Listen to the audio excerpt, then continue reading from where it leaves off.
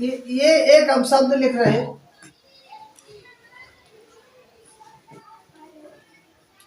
किसी पदार्थ को नहीं हम मतलब था।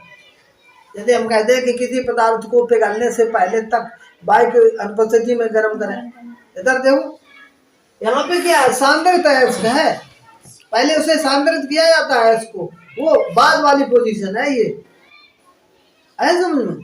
एकदम नहीं, जैसे हमने खनिज पदार्थ किसी को निकाला उसमें बहुत सी अशुद्धियां मिली हुई हैं और तुरंत उस ये निस्तापन या वर्जन क्रिया हो गई, पहले उसे सांद्रित किया जाता है। तो अब यहाँ पे निस्तापन की क्रिया में हम सांद्रित अयस्क को लेंगे, को गर्म करेंगे, कब तक? पिघलने से पहले तक।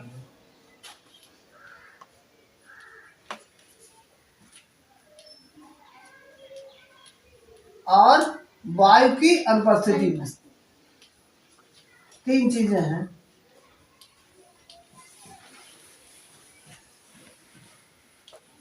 देखो, पिघलना, उसके बाद वायु की अनुपस्थिति और सांद्रित अयस्क, तीनों पॉइंट मैन है। प्रश्न इसमें पूछा जाता है कौन सा अयस्क लिया, सांद्रित अयस्क है, एक नंबर का विकल्प।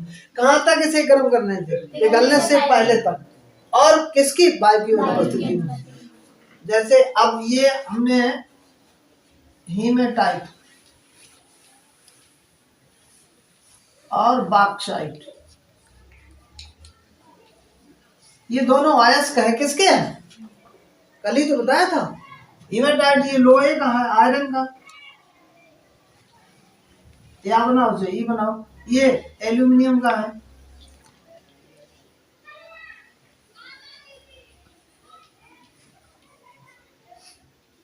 मुख्य अयस्क यानी कि हीमेटाइट से ही हमारा लोहा प्राप्त हुआ, सबसे ज्यादा अधिकतम मात्रा में लोहा जो प्राप्त होता है जमीन से, जब हम निकालते हैं वो हीमेटाइट में होता है। एल्यूमिनियम सबसे अधिक बॉक्साइट में होता है। इनका सूत्र क्या है?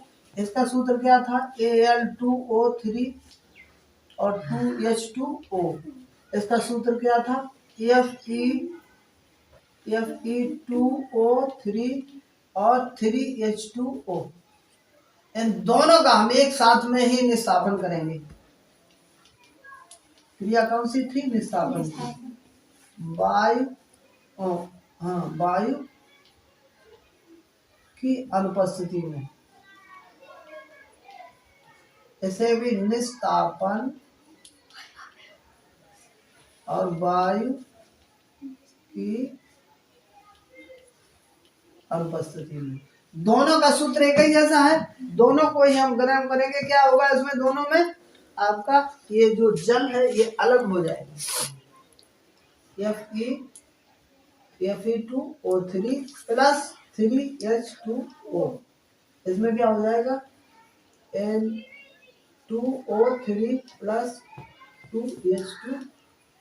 बस, बहुत सरल है ना। उदाहरण के लिए क्रिया, केवल हमें सूत्र पता हो, Fe2O3 और 3H2O, ये काय का सूत्र है? हीमेटाइट का। ये बॉक्साइट का सूत्र है, Al2O3 2H2O।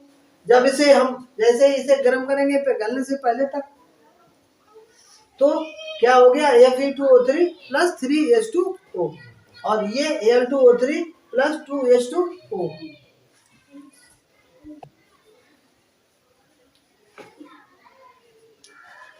अब इसके बाद, अब जैसे इनका ये हो गया निस्तापन, निस्तापन के बाद दूसरा भर्जन है।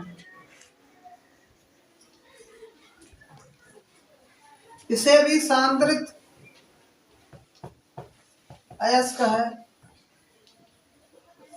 इसे भी पिघलने से पहले तक गर्म करेंगे। और तीसरी चीज है वायु की उपस्थिति में।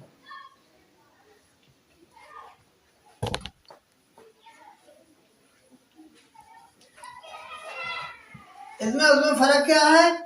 सांद्रित अयस्क का पिघलने से पहले तक केवल वायु की उपस्थिति है।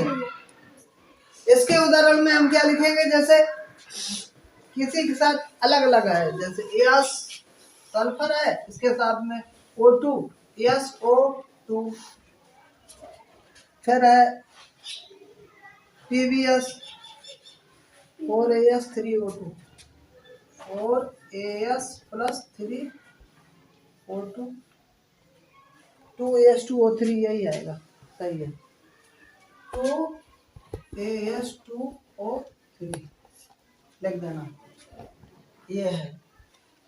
2 काफी है, इसमें ये अशुद्धि दूर हो गई, As2O3 साथ में जुड़ गया, ऑक्सीजन जो है इसके साथ में जुड़ जाता है।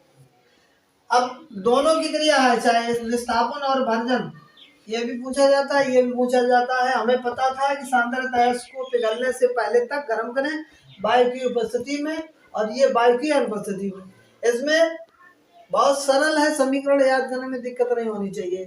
सूत्र ही है इसका हेमेटाइट का, बॉक्साइट का। ये भी पूछा जाता है कि हेमेटाइट किसका अयस्क है, लोहे का होता है, और ये एल्यूमिनियम का होता है। यानी कि मुख्य अयस्क उसी को बताया जाता है जिसमें अधिकतम मात्रा में वो धातु होती है।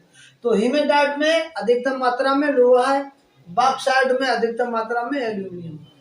ठीक, और इसमें इतना तो लिखना ही है, निस्तापन वायु की अनुपस्थिति, निस्तापन वायु की अनुपस्थिति। 2 देना है, 2 दे देना उदाहरण, और नहीं तो 1 है तो 1। इधर क्या पानी को अलग कर देना, भाई है कुछ भी अलग।